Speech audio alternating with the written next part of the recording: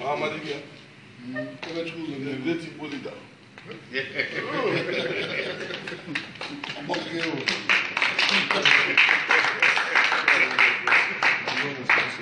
Thank you. I called him the great Igbo leader.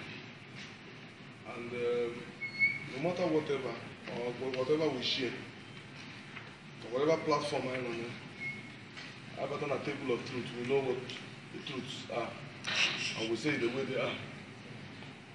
Okay, hash of okay, atwata the ways of Ndibo by diminish Amadike through the court process. I went on work.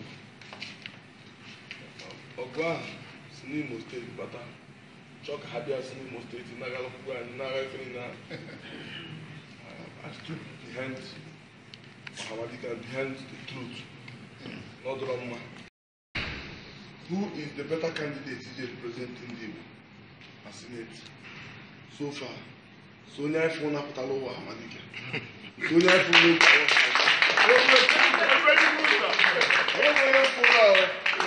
what we're here for now, and the reference may indicate no, I don't know of my.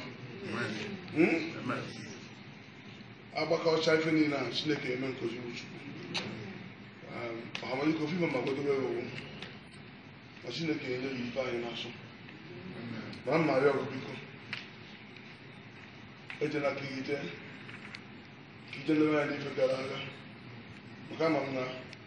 Ife a na-eme ka nkụ ikpe anyị nkwa time ọ na Chineke emezu nkwa maka na ife eme ke ma na abụrụ ọnụ akọrọ ya ịtago nọ ife oche kwuru Chineke esi ya n'obi ọdụ ya mma na ọdụ ya mma Chukwu ụzọ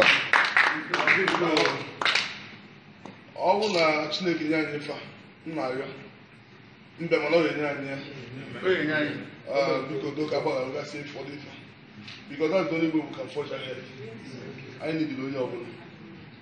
More than one level of Peter. I can keep telling everybody. Man will go and shop. When I think that part intake to do better for me. No more Kolulu. I'm not there one day.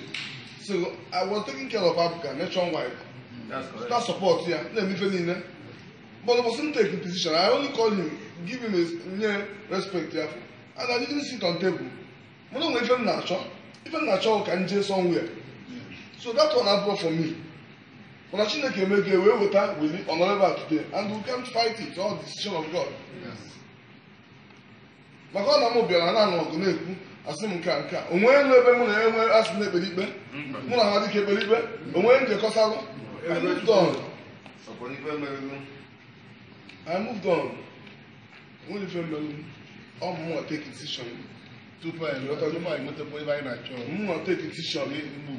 More take decision because now I will never Niger, man, to people for not having Niger. Even Niger to identify myself. When if I'm not sure of Sisia, Ogo Palo, Mana, Okama, I got a long wine, weapon armor. When I got on wine, weapon armor, or in so. But I have worked in team at all continental. So, into the politics of Nigeria. When I believe in the Puna, I am on Anambra State. Anambra State. Only my friend or one, you must respect your leaders. And the leaders are ordained by God.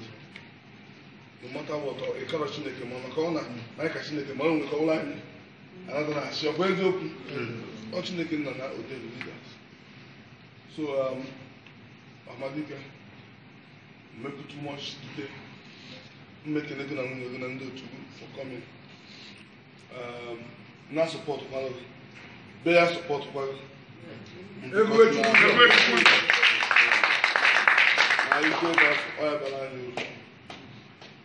See, I walk on no even dozen. But wasn't touch on the village. Macan, if I knew whom we could also have a gay, we know you.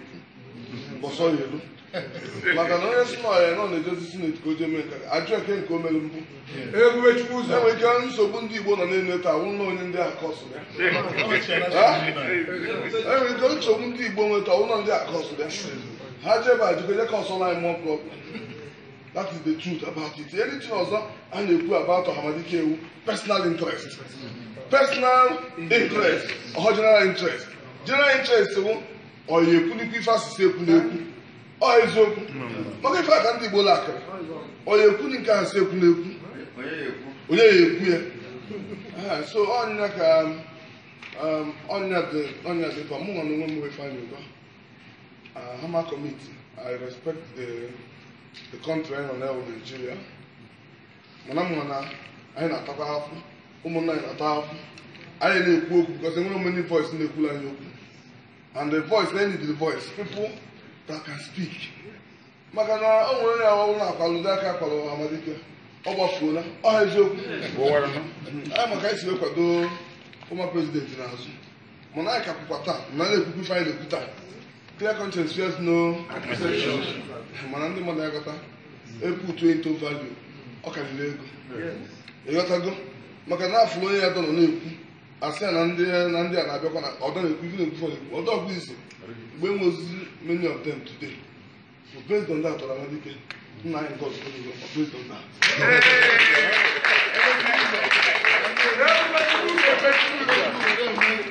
and ịkpa ikwu nke bụ eziokwu. Anybody with personal interest, they address their personal interest.